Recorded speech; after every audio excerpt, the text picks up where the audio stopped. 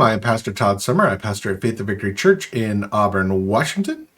And I'm reading the Bible every single day of the year. Thank you so much for joining me. Let's get into it. Today we're reading a little bit of Mark, a little bit of 2 Samuel, and some Daniel. Jesus drives out an impure spirit. They went to Capernaum, and when the Sabbath came, Jesus went into the synagogue and began to teach. The people are amazed at his teaching because he taught them as one who had authority, not as teachers of the law. Just then, a man in their synagogue who was possessed by an impure spirit cried out, "What do you want with us, Jesus of Nazareth? Have you come to destroy us? I know who you are, the Holy One of God." "Be quiet," said Jesus sternly. "Come out of him." The impure spirit shook the man violently and came out of him with a shriek. The people were all so amazed that they asked each other, "What is this? A new teaching with authority? He even gives orders to the impure spirits and they obey him." News about him spread quickly over the whole region of Galilee. As they left the synagogue, they went with James and John to the home of Simon and Andrew. Simon's mother-in-law was in bed with a fever, and they immediately told Jesus about her. So they went to her, took her hand, and held her up. The fever left her, and she began to wait on them. That evening, after sunset, the people brought to Jesus all sick and demon-possessed. The whole town gathered at the door, and Jesus healed many who had various diseases. He also drove out many demons, but he would not let the demons speak because they knew who he was. Jesus prays in a solitary place. Very early in the morning, while it was still dark, Jesus got up, left the house, and went off to a solitary place where he prayed. Simon and his companion went to look for him, and they found him. They exclaimed, "Everyone is looking for you." Jesus replied, "Let us go somewhere else, to the nearby village, so I can preach there also. This is why I have come." So he traveled throughout Galilee, preaching in the synagogues and driving out demons. Jesus heals a man with leprosy. A man with leprosy came to him and begged him on his knees, "If you are willing, you can make me clean." Jesus was indignant. He reached out his hand and touched the man. "I am willing," he said, "be clean." Immediately the leprosy left him and he was cleansed. Jesus sent him away at once with a strong warning. "See that you don't tell anyone, but go, show yourself to a priest and offer sacrifices that Moses commanded you for your cleansing, as a testimony to them."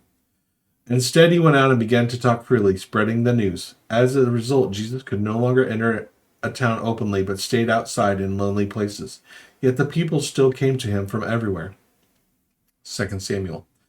Sons were born to David in Hebron. His firstborn was Amnon, the son of Anohim of Jezreel. His second, Caleb, the son of Abigail, the widow of Nabal of Carmel. The third, Absalom, the son of Maacah, daughter of Tamali, king of Geshur. The fourth, Adonah, the son of Haggith. The fifth, Septanah, the son of Abtal. And the sixth, Ithstream, the son of David's wife, Eglah. These were born to David in Hebron. Abner goes over to David.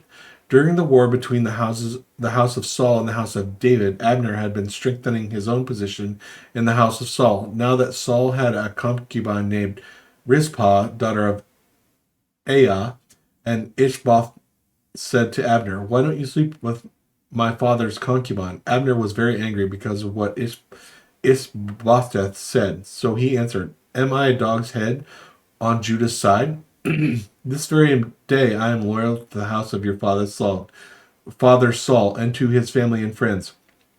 I haven't handed you over to David, yet now you accuse me of an offense involving this woman. May God deal with Abner, be it ever so severely, if I do not do for David what the Lord promised him on oath, and transfer the kingdom of the house of Saul, and not establish David's throne over Israel and Judah from Dan to Beersheba." Ishbosheth did not dare to say another word to Abner because he was afraid of him.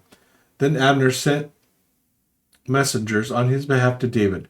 "Whose land is it? Make an agreement with me, and I will help you bring all Israel over to you." "Good," said David, "I will make an agreement with you, but I demand one thing of you. Do not come into my presence unless you bring Michal, daughter of Saul, when you come to see me." Then David sent messengers to Ishboth, son of Saul, demanding, "Give me my wife Michal, whom I betrothed to myself for the price of 100 Philistine foreskins. So Ishbosheth gave orders and had her taken away from her husband, Patal, son of Laish. Her husband, however, went with her, weeping behind her all the way to Bahuriam. Then Abner said to him, "Go back home." So he went back. Abner conferred with the elders of Israel and said, "For some time you have wanted to make David your king. Now do it. For the Lord promised David, 'By my servant David I will rescue my people Israel from the hand of the Philistines and from the hand of all their enemies." Abner also spoke to the Benjamite in person. Then he went to Hebron to tell David everything that Israel and the whole tribe of Benjamin wanted to do. When Abner, who had 20 men with him, came to David at Hebron, David prepared a feast for him and his men.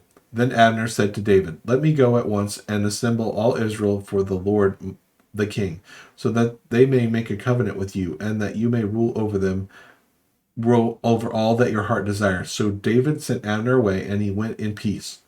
Joab murders Abner. Just as David's men and Joab returned from a raid and brought with them the great deal of plunder, but Abner was no longer with David in Hebron because David had sent him away, and he had gone in peace. But when Joab and all his soldiers with him arrived, he was told that Abner, son of Ner, had come to the king, and the king had sent him away, and then he had gone in peace. So Joab went to the king and said, "What have you done? Look, Abner came to you. Why did you let him go? Now he is gone. You know Abner, son of Ner. He came to deceive you and observe your movements and find out everything you are doing." Joab then left David and sent messengers after Abner, and they brought him back from the cistern at Sirah, but David did not know it. When Abner returned to Hebron, Joab took him aside and into an inner chamber, as if to speak with him privately, and there, to avenge the blood of his brother Ashiel, Joab stabbed him in the stomach, and he died.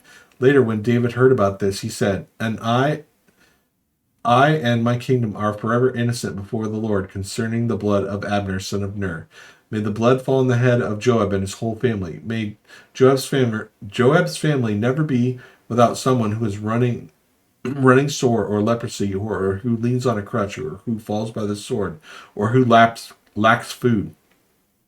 Joab and his brother Abishai murdered Abner because he had killed their brother Ashiel in the battle of Gibeon. When David said to Joab and all the people with him, "Tear your clothes and put a sackcloth and walk in mourning in front of Abner," King David himself walked behind the bier. They buried Abner in Hebron, and the king wept aloud at Abner's tomb. All the people wept also. The king sang this lament for Abner: "Should Abner have died as the lawless die? Your hands were not bound, your feet were not fettered. You fell as one who falls before the wicked." And the people wept over him. Then they all came and urged David to eat something while it was still day. But David took an oath, saying, "May God deal with me, be it ever so severely, if I taste bread or anything else before the sun sets." All the people took note and were pleased. Indeed, everything the king did pleased him. So on that day, the people there and all Israel knew the king had no part in the murder of Abner, son of Ner. Then the king said to his men, "Do you not realize that a commander and a great man has fallen in Israel this day? And today, though I am anointed king, I am weak, and the sons of Zeruiah are too strong for me. May the Lord repay the evildoer according to his evil deeds." Daniel 2. Nebuchadnezzar's dream.